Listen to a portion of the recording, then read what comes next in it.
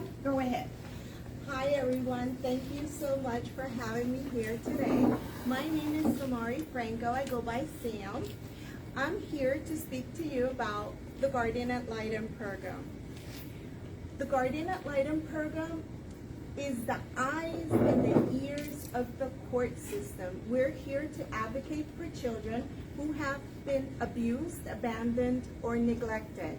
So these are kids that have been removed from the parents' care and they're placed in a substitute home such as a foster home, non-relative home, or relative home placement.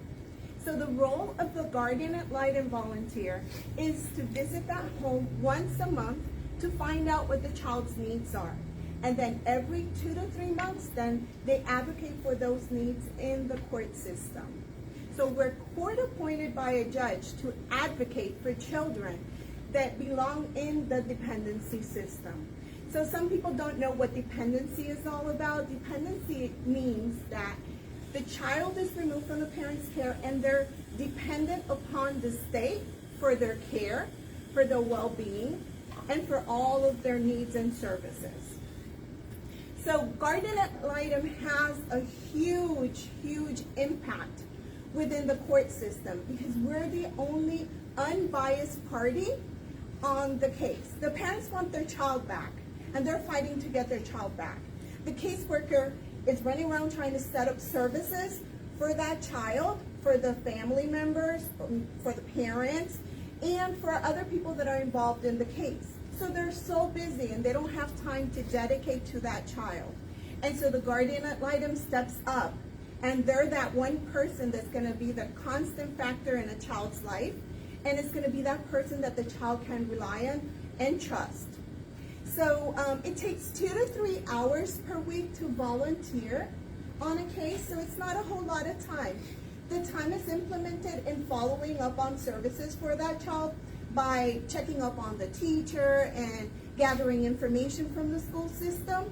Also, you'll be checking up with the therapist, the psychologist, and the way of doing this is by sending out emails to the service providers and obtaining progress notes, updates from that service provider, so you can provide those updates to the court system through a report that you will prepare for the court. We will train you. We will provide you 30 hours of pre-service training, and that's divided up between online training and hands-on training as well.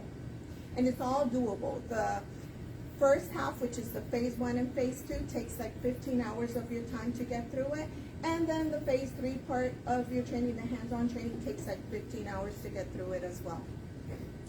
And so just to give you an idea of how many kids are currently in our system, we have a total of 1,285 children currently in our system. That's a lot of kids. And sometimes it increased significantly because we might have more cases coming in. So that's just an average. And out of those 1,285 children, some of them do have volunteers, and some of our volunteers have stepped up and handled multiple cases. However, since you're getting started, you're only going to handle one case at a time to start off with. Okay? One case could have one child on the case or a sibling group. And so basically, it's one case at a time, and we have multiple cases that volunteers are handling. However, so far we have 535 volunteers, active volunteers, but we need 300 volunteers right now in order to be able to handle and stay afloat with the amount of kids that we have in our program. So that would make it 150 volunteers that are needed for Duval County, 125 volunteers are needed for Clay County right now, and 25 volunteers for Nassau County. So we welcome you to our program with open arms if you're interested in becoming a volunteer. We are hosting information sessions at the end of the month of February, the last week of February, via Zoom. And I do have that link that I can email it to you. I have contact forms there so that you can register, give me your contact info. And then there's no commitment to filling it out. It's just to learn more about our program in detail. And then once that session concludes, then I will reach out to you to see if you're still interested in moving forward.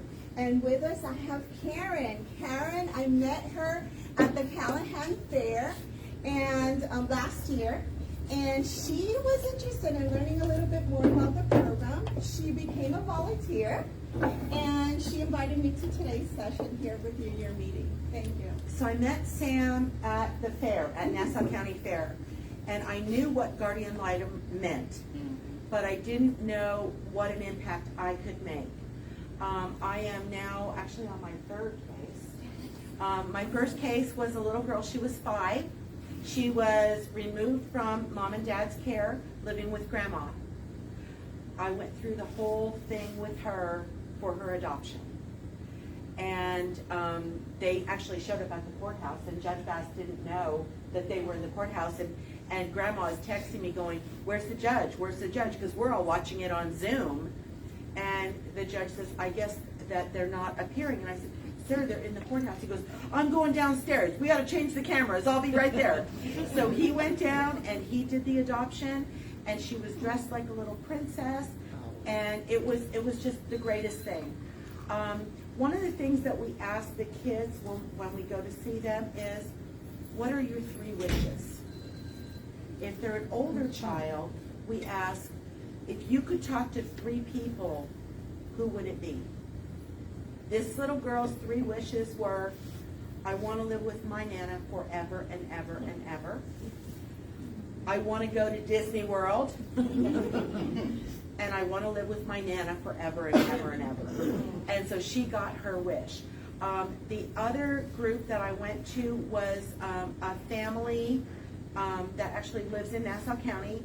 They have 5 birth children, but they decided they wanted to open their house for more. So they were adopting 2 other children out of Lake City. Yes. And so I had to just go and talk to the kids to make sure that they were ready to be adopted.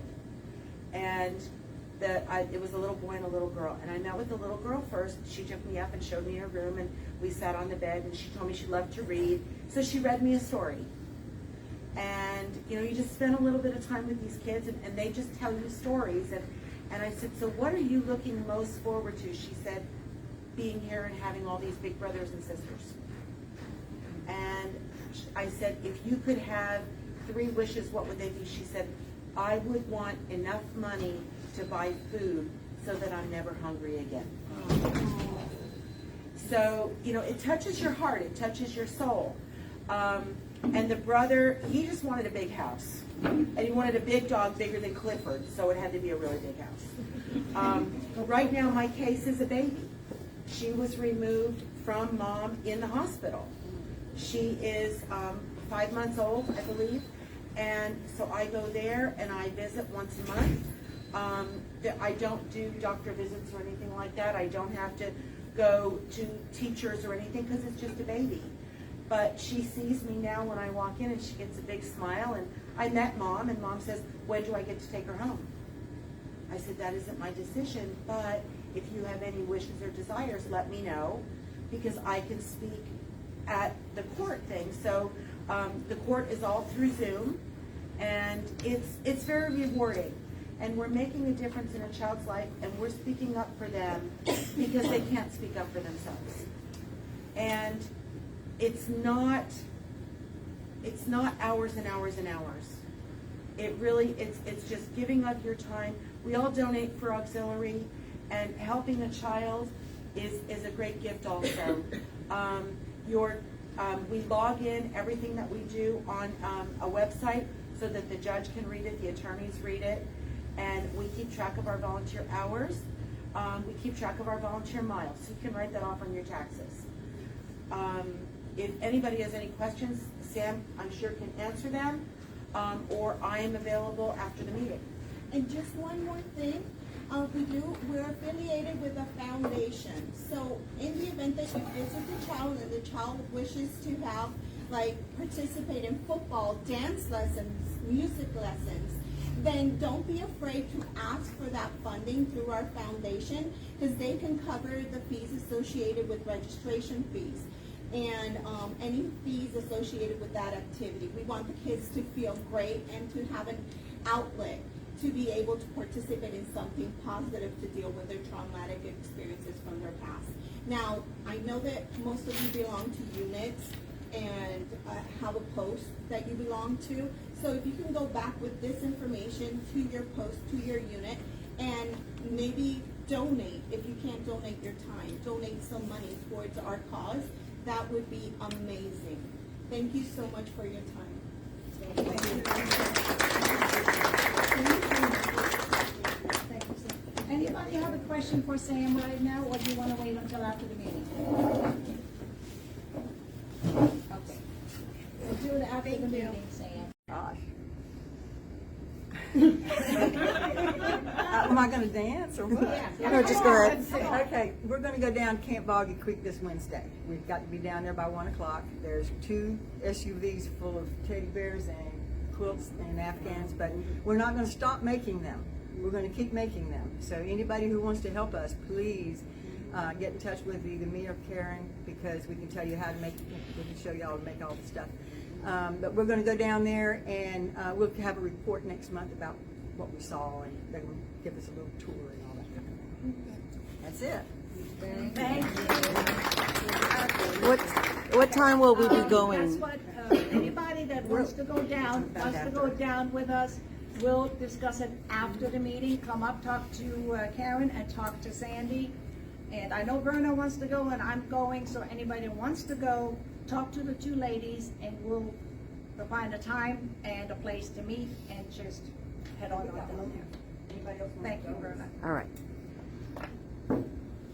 Ready now? Action. Okay, Camp Boggy Creek, I talked to the director down there, and he is very excited. Right now, they're just doing family weekends, but in June, they're gonna open back up like it was before COVID, and they will have kids there every week through the entire summer. Yay. Okay,